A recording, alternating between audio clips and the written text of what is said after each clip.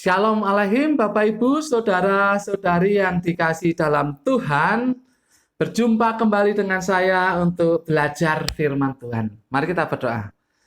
Bapak, dalam nama Tuhan Yesus, terima kasih untuk waktu ini. Kami akan belajar firman-Mu. Dan biarlah Roh Kudus yang menolong kami, sehingga kami bisa memahaminya. Dalam nama Tuhan Yesus. Amin.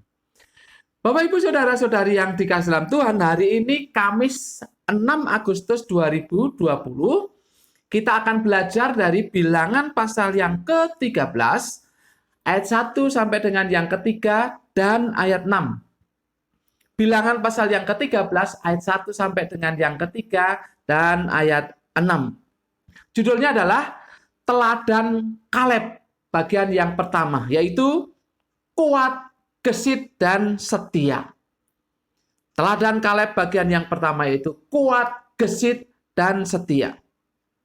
Bapak, Ibu, Saudara-saudari yang dikasihi dalam Tuhan, masih dalam rangka memperingati kemerdekaan, kita masih membahas mengenai seorang tokoh, yaitu tokoh Alkitab yang erat kaitannya dengan sebuah kata, yaitu kata perjuangan.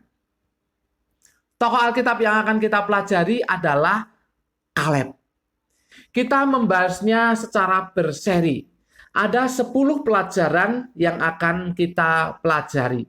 Dan hari ini kita akan membahas mengenai karakter dari Kaleb berdasarkan arti namanya. Bapak, Ibu, Saudara-saudari yang dikasihi dalam Tuhan, Kaleb termasuk salah satu orang yang dipilih oleh Musa untuk mengintai tanah Kanaan.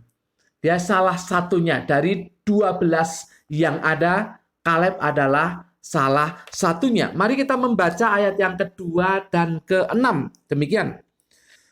Suruhlah beberapa orang mengintai tanah Kanaan yang akan kuberikan kepada orang Israel. Dari setiap suku nenek moyang mereka, haruslah kau suruh seorang. Semuanya pemimpin-pemimpin di antara mereka. Dari suku Yehuda, Kaleb bin Yefune. Dari suku Yehuda, Kaleb bin Yefune. Bapak, Ibu, Saudara-saudari yang dikasihi dalam Tuhan, nama Kaleb di dalam bahasa Ibrani yaitu Kaleb. Itu nama yang mempunyai akar kata yang sama dengan kata Caleb. Makanya di dalam kamus di dalam bahasa Inggris, Ibrani Inggris, yaitu Enhanced Strong Lexicon, di sana diartikan dalam bahasa Inggris dog. Maaf, anjing. Bapak, Ibu, Saudara-saudari yang dikasihi dalam Tuhan, namun ada beberapa penafsir yang mengartikan dengan arti yang lain. Seperti gagah berani, tidak sabar, bergerak dengan kecepatan dan kekuatan yang besar. Oleh sebab itu saya menyimpulkan arti nama Kaleb ini dengan kuat, gesit, dan setia. Terbukti, mari kita lihat, kuat.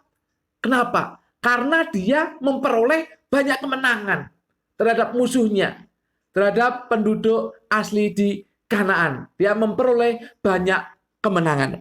Gesit, kenapa? Karena dia cepat bergerak, cepat bergerak. Setia, terbukti sekali. Dia setia kepada Tuhan, dia setia kepada janji Tuhan, dia setia kepada firman Tuhan, dan juga setia kepada Musa. Luar biasa.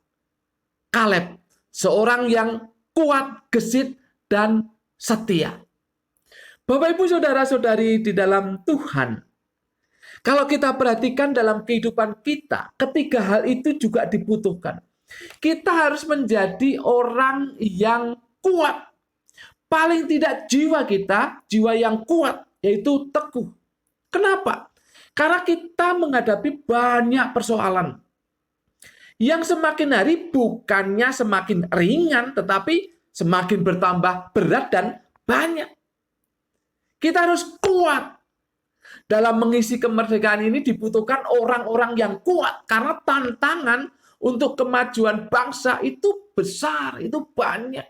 Godaan cobaan yang ingin meruntuhkan semangat juang rakyat itu banyak, maka dibutuhkan orang-orang yang kuat.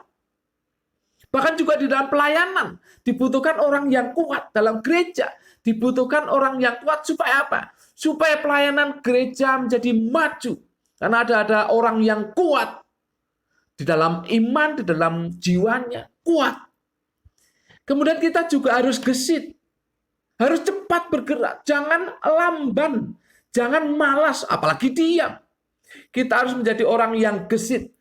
Bapak, Ibu, saudara-saudari yang dikasihi dalam Tuhan, kalau kita perhatikan kemajuan zaman luar biasa. Kita sebagai rakyat Indonesia, bangsa Indonesia, harus cepat bergerak sehingga tidak tergilas. Secara pribadi pun kita harus gesit cepat bergerak. Kalau enggak, kita akan tergilas zaman. Kita akan ketinggalan jauh. Dan kita akan mengalami banyak kesulitan. Kalau kita malas, kita lamban, apalagi diam. Mari kita gesit. Juga apa? Setia. Setia kepada otoritas yang ada di atas kita. Setia kepada aturan-aturan yang ada. Dalam kehidupan berkeluarga, ada orang yang ditempatkan otoritas di atas kita. Di masyarakat, di bangsa dan negara, bahkan juga di gereja. Ada otoritas di atas kita. Ada aturan main di dalam kehidupan kita. Kita harus setia. Setia kepada otoritas di atas kita dan kepada aturan yang ada. Tetapi yang terutama adalah setia kepada Tuhan, kepada janjinya, kepada firman-Nya. Kalau kita setia kepada Tuhan, maka Tuhan akan menilai sebagai sesuatu yang baik, yang benar. Dan Tuhan akan menolong kita. Masakan Tuhan tidak menolong orang yang setia? Mustahil, pasti Tuhan akan menolong ketika kita setia. Oleh sebab itu, mari kita setia, Bapak, Ibu, saudara-saudari. Jangan kita tidak setia kepada Tuhan. Mari kita setia. Baca firman-Nya. Lihat janjinya dan perintahnya. Lakukan. Setia kepada firman Tuhan, maka Tuhan akan menolong kita. Dalam kehidupan ini kita membutuhkan Tuhan dan membutuhkan otoritas yang ada di atas kita.